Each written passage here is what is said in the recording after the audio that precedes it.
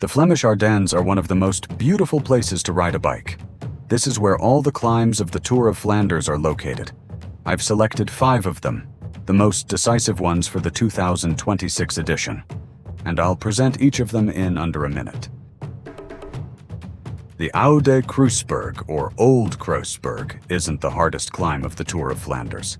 It's only 750 meters long, with a section close to 11%, and the cobbles are generally in good condition. But its position in the race makes it dangerous, coming about 30 kilometers from the finish. What really hurts is the combination of this climb and its continuation, the Paterberg. It's on this long false flat that Nicky Terpstra built his win in 2018, 3 years after attacking there with future winner Alexander Kristoff. More recently, in 2023, Wout van Aert showed his limits on the Kruisberg cobbles when he was dropped by Mathieu van der Poel. The Oude Kruisberg is also one of the most enjoyable climbs in the Flemish Ardennes.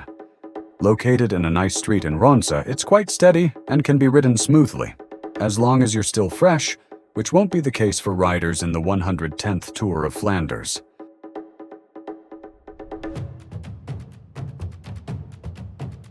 The Taaienberg is always linked to a legend, Tom Boonen.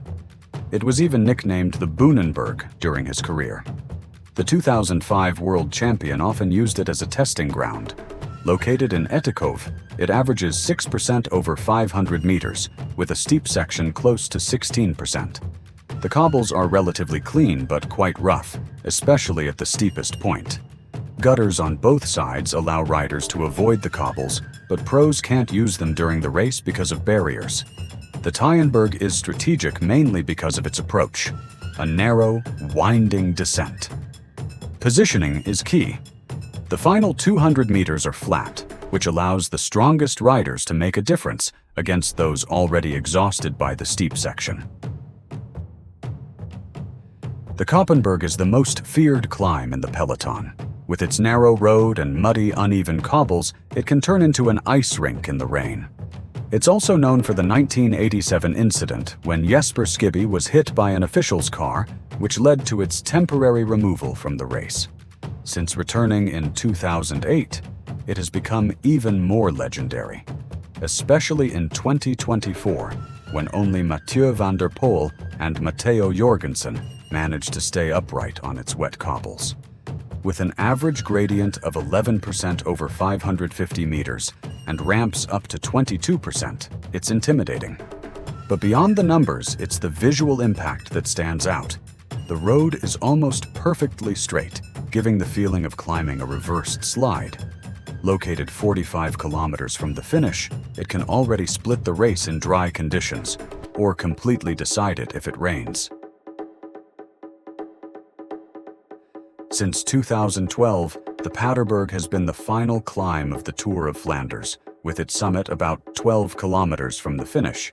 It's very short but extremely steep, with sections up to 20%, making it brutal after more than 260 kilometers of racing.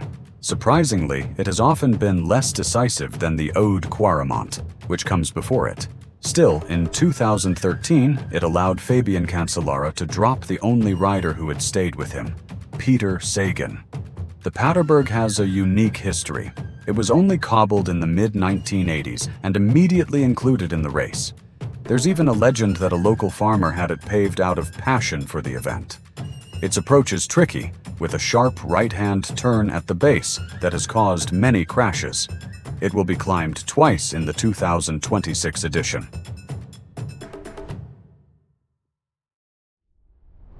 The Oude Kwaremont has been the key judge of the race since the route change in 2012.